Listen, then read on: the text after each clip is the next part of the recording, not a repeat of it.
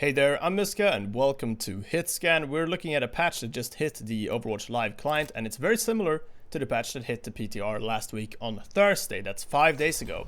Now, there are some changes in there that are not exactly the same, but first I'm going to cover the characters that have the exact same changes as on the PTR. And that one, first on the list at least, is Hanzo. Damage reduced from 70 to 60 on the Storm Arrows ability there. So yeah, pretty straightforward, just a damage nerf to one of the abilities. The next character that had the exact same change was Reaper. His passive had his healing amount reduced from 40 to 30% of damage dealt. So that's just his normal lifesteal ability that gives him a little bit of HP as he deals damage to other enemies. The next character, and last one actually, that had the exact same changes was Baptiste. He had his recovery time on his burst here changed from 0.35 to 0.45 seconds, so that means you just deal a little bit less DPS, that's damage per second. And of course the heal explosion reduced from 60 to 50 on the second fire here, so a nerf to HPS, healing per second, and DPS, so pretty straightforward. Not too much to go into there, but the characters that did not have the exact same changes include first Makri. As you can see, his HP is on 200 here instead of the 250 on the PTR. Now, the PTR didn't have any particular, reasoning, like no other change for this, so there wasn't any explanation as to why this change didn't make it through. But I guess Blizzard just didn't feel like it was worthy of the main client. I don't know. There wasn't either a dev comment or anything to explain this. But yeah, he doesn't have his 250 HP that he has on the PTR. Also, the recovery time on the gun here was not changed either, so it's 0.5 seconds on the PTR. It was increased to that, so in nerf, but here it's 0.42 as it was before. Interesting. However, the Makri Deadeye, the 360 Deadeye, where you can kind of lock onto things and then move around a little bit afterwards, kind of like this. I'll try and show it at least. It's high noon.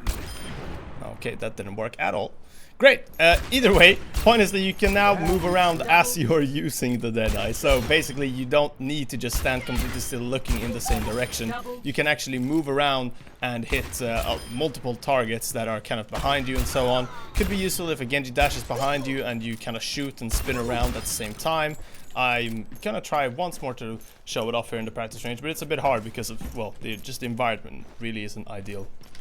Maybe there's a better spot for this. I'll try and just show it off by doing just a simple sort of pan around. Well, there you go. Simple as that. You can move when you're shooting the Deadeye. And that was the Makri change that went through, the only one.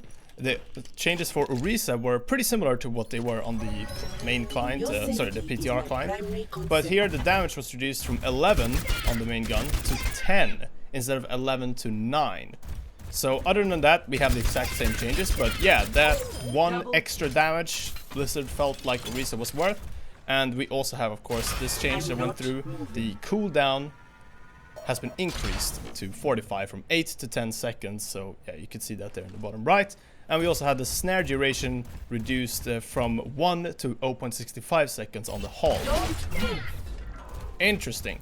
So that's just the duration you can't move when you're getting halted. Sigma as well did not get all of the nerfs that he had, but he did get some nerfs. The first one being Accretion, Explosion damage reduced from 60 to 40. Now, other than the Accretion nerf, he also had the ultimate nerfs. The Gravitic Flux can now be interrupted before targets begin falling, and Impact slow duration has been reduced from 0.9 to 0.6 seconds. That's on the ultimate.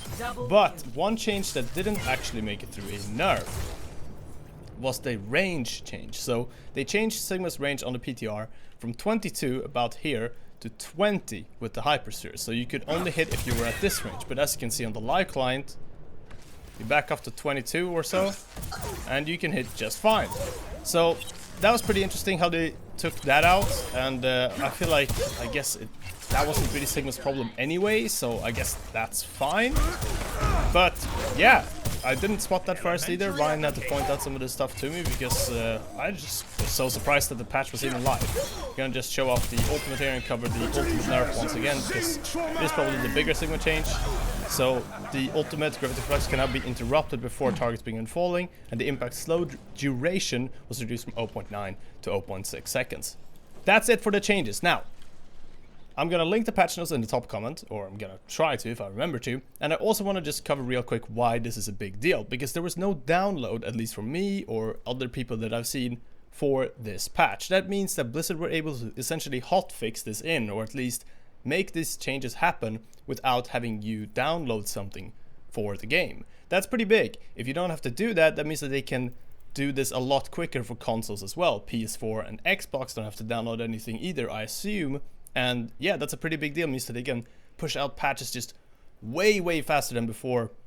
In 5 days, going from PTR to live is very quick. So that's a huge change, and I'm feeling very positive about that. I'm hoping that they keep this up, and I assume this is basically one of their new systems that they can they're just trying out to see how fast they can actually patch the game. And this is by far the fastest we've seen, and it includes some things that aren't exactly the same as the PTR patch. So a huge deal for Overwatch. After, well, nearly 4 years now, we've finally got some very fast patches. So yeah, thank you so much Team 4 and the entire just Overwatch development team, Jeff Kaplan of course, and everyone else.